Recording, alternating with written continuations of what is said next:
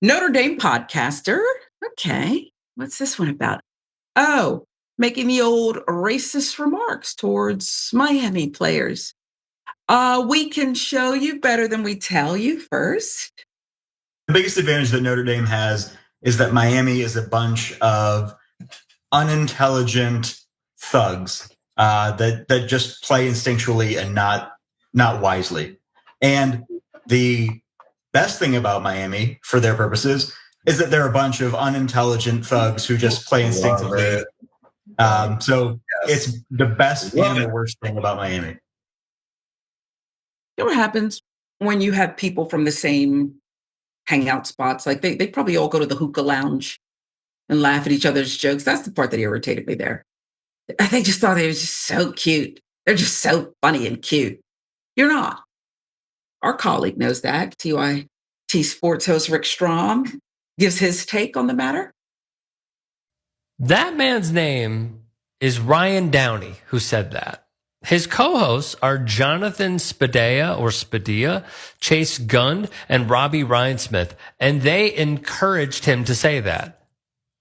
They were cheering him on as he said it.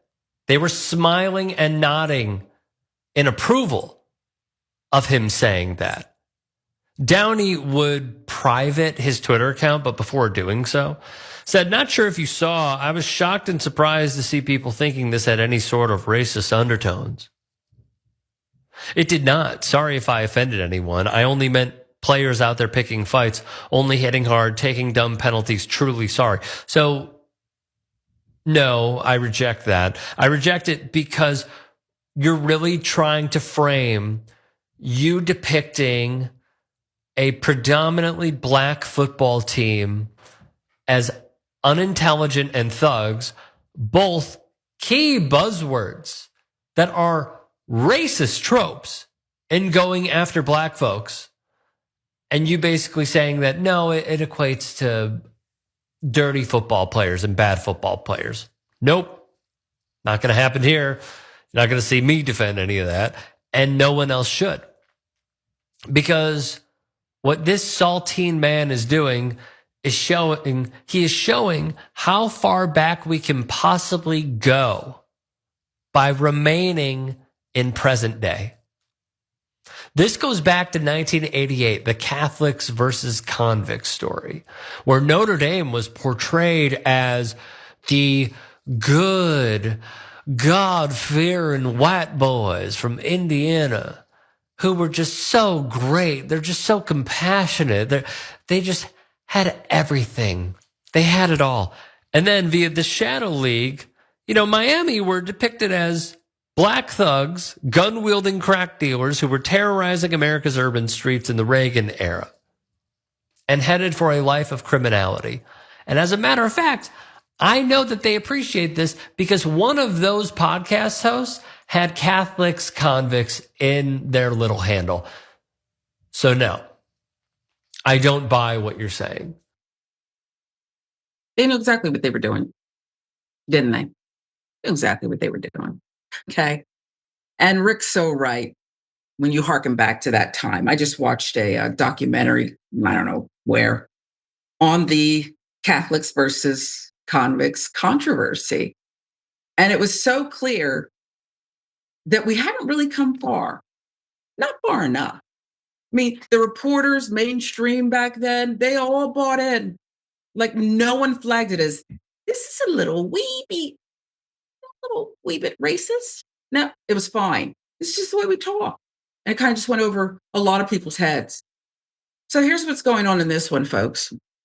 On the What Though, the podcast, formerly known as a Notre Dame Freakin podcast, riled up Miami fans, when one of its hosts, Ryan Downey, made a controversial comment about the Hurricanes, along with Downey, the What Though the Pods podcast.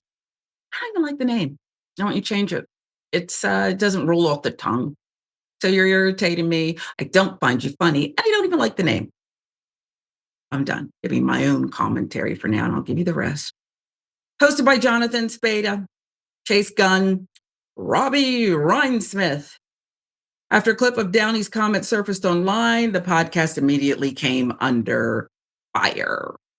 Okay, as you should. Numerous Miami fans claim Downey's phrase, unintelligent thugs, had racial undertones. Per awful announcing, the Tho the Pods podcast deleted its previous episodes, as well as its Wednesday episode that went viral. With the Wednesday episode deleted from all the podcast outlets, curious fans have struggled to examine the context around Downey's comments any further. Per Bro Bible, Downey released an apology on his X account before making it private. I mean, you do this public thing, right? And you're in the public domain. But as soon as you're criticized, I know it was probably pretty hot, wasn't it? There was a fire up under your butt. Suddenly you disappear. You just go under. Can't take the heat. If you're going to go all the way, you and your bros go all the way. S. Tucker, others, you got to go all the way. Nope. He apologized. Not sure if you saw, I was shocked, surprised to see people thinking this had any sort of racist undertones. It did not. Downey reportedly wrote, sorry if I offended anyone. Not if, bruh. I only meant players out there. Talks about fighting, hitting hard, taking dumb penalties, truly sorry. But that's not what you said. You didn't say that stuff. You said unintelligent thugs. For many fans, the pregame scuttlebutt brought back memories of the old days of the Notre Dame Miami rivalry. Most notably, fans drew comparisons between this week's controversy and the 1988 rivalry game between Notre Dame and Miami that was, as Rick told us, referred to as Catholics versus convicts. These attitudes extended to the NFL too. Racist policies, however, set back a whole generation of Black athletes as league owners and formerly banned Black players from 33 to 46. And Colin Kaepernick too, today. That's according to NFL Football Operations Archives. Even though Black athletes were allowed to join teams in the post-World War II era, quarterback position kept going to white players. Gotta be smart to play quarterback. You have to be able to decipher these defenses. You have to be able to think on your feet. It's just not a Black man's role. They actually believe that. Some still do. There was a belief in the NFL that Black players were not smart enough to play the ultimate thinking man's position. They thought they were inferior. Okay. No matter how well Black football players perform, they are seen as pure athletes. They are not thought of as students of the game, like many white players are. When they make great plays, that would be explained as intelligence. For white players, they garner the label of instinctual. Implies they're somehow animalistic. Remember Jimmy the Greek? He's bred to be this way. He's fast and strong. The approach is rooted as far back as slavery, where Blacks were seen as physically superior in the sense that they could perform certain physical tasks better, but mentally inferior, thus justifying white control. I mean, on the auction block, right? That's why some use the term slave when talking about certain aspects of the NFL and football. The auction block. See how far you can jump, how high, how strong. I see your teeth.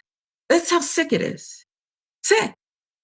Look, I've said a lot. I love Rick's commentary on this, Elliot.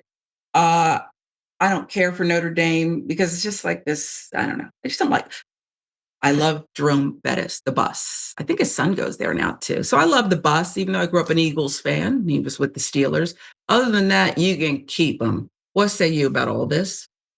And we have an Eagles game coming up later today, so I don't know if you're going to watch it, but I am looking forward to it because my wife is a massive fan. The whole Notre Dame situation, I need to check out this Catholics versus convicts thing because that sounds incredibly fascinating and also sad. But this just seems like they're saying they're getting as close to saying the quiet part out loud as they can without saying it. And then they're doing this thing of, I was surprised and shocked that people took it this way. First of all, no, you weren't.